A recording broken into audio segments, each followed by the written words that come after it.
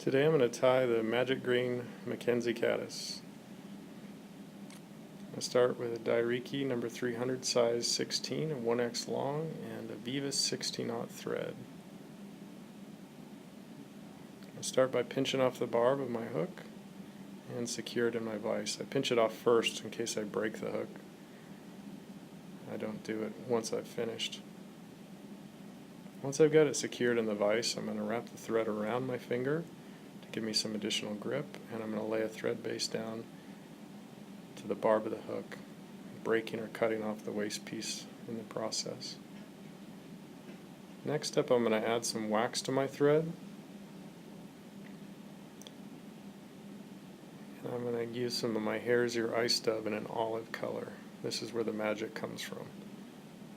It's a highly visible fly. You can tie in a lot of different colors, but I'm just looking for a really thin body. Just a few strands of that is all we need to color the thread. Create a dubbing noodle, rolling that on in one direction the whole time. You don't roll it back and forth, just roll it in one direction. And then we're going to create a tapered body from about the barb of the hook forward to the 2/3 point on the hook. It doesn't have to be perfect, it's a shaggy fly. You could do a wire rib on here too, I don't. I'm going to start to lay down the base for my wing. The next step is to lay in a CDC underwing. I'm using some olive today. And I'm going to tie the wing in using a new CDC tool that I've been trying out. So the first step is to sort of splay the fibers out.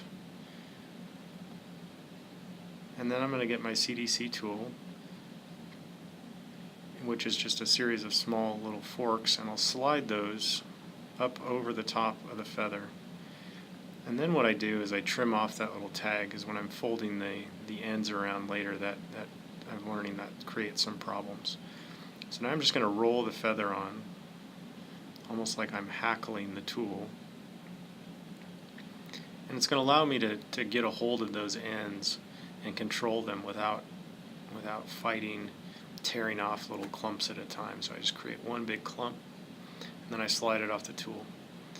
And this will leave me with ends on either side, which I could fold over and use the whole amount, or today I'm just going to use one side of the feather. So I get those all prepped and ready. I'm laying them in with a soft pinch wrap. Make sure they're sitting right on top of the head. And then I'm going to secure them to the hook with a wrap behind, on top, and in front. Come in and cut that off.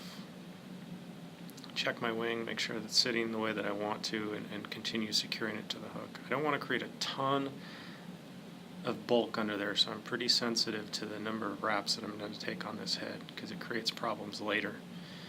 And I'm just going to tear off the ends of those to make them to the right size.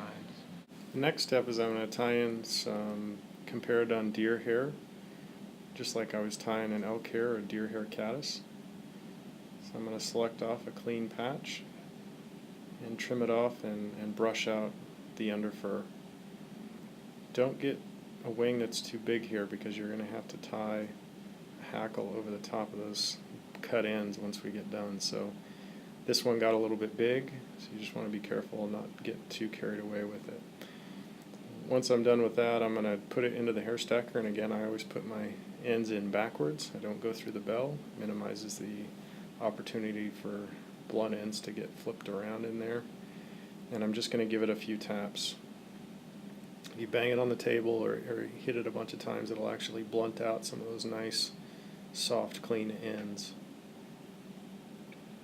I'm going to come out, I'm going to measure my wing, and with a few soft pinch wraps, we're going to tie it in. I'm looking for a wing that the very, very tips just end up at the back of the curve of the hook.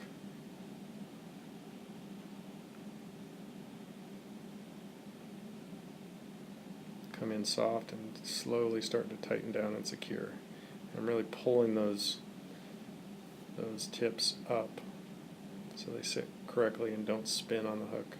I'm going to come in and just throw a few wraps underneath that to make sure it's really tight and secure, and then throw a wrap in. Again, being careful not to throw wraps in all over the place, because everything we do here is going to make the head bigger. cut as close to the hook as we can, creating a nice tapered head.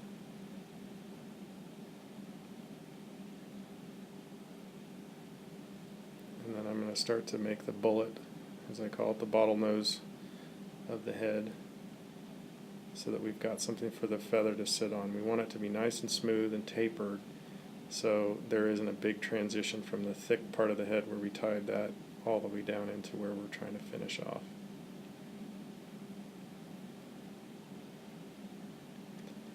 Now I can make a few adjustments to the wing, again by just pulling and plucking those fibers off until they're about the length that I want, which is slightly longer than the overwing. At this point, in preparation for tying in my furnace hackle, I'm going to add some more wax.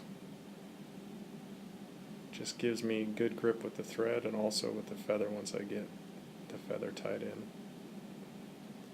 I'm going to select a standard size 16 feather, about a hook gape and a half.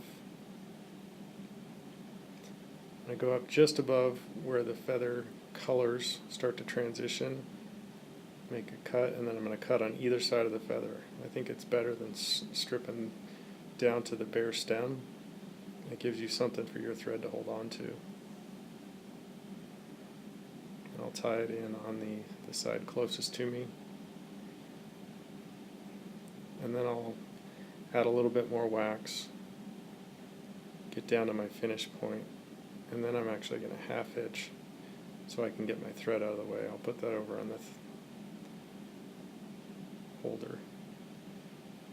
Come in with my hackle pliers, and then a lot like I was tying a steelhead fly, I'm actually going to keep brushing these fibers back because this feather is going to want to slip off the front of the fly. That's why you really want to keep that head as small as you possibly can. So as I move forward here into that transition area, I'm going to really pull those feathers back and be careful with the tension that I'm putting on the feather, but putting as much as I can without breaking or sliding off with my hackle pliers, and that's an art in itself.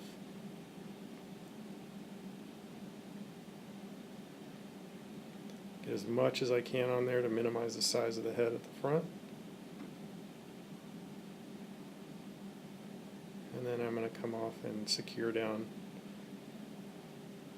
the feather on top of the fly. I try and always tie my materials off on top of the fly. As you can see the last piece of that feather slid down the front of the fly. And we'll just sort of deal with it. This wasn't the best fly in the bunch for having a nice clean head, but helps illustrate some of the challenges that you might have with a head that gets too big.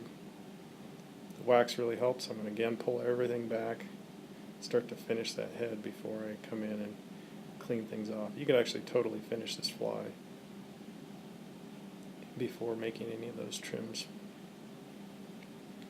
Next thing I'm going to do is I'm actually going to invert the fly because my head is pretty big at this point, and trying to whip finish on that, I may just encounter troubles where the whip finish tool is slipping off the top of the hook. So by having that hook eye pointed up, essentially, as I've inverted the fly, it makes it a lot easier. At this point you could add some head cement if you wanted to. I've never had a problem with these. And then I'll just clean up the fly and make any additional cuts that I might need to.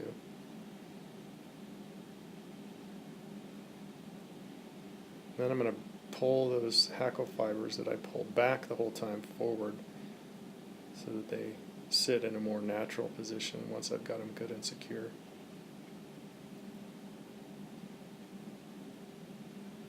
Hope that helps. It's one of my absolute favorite patterns for the Mckenzie River in the spring.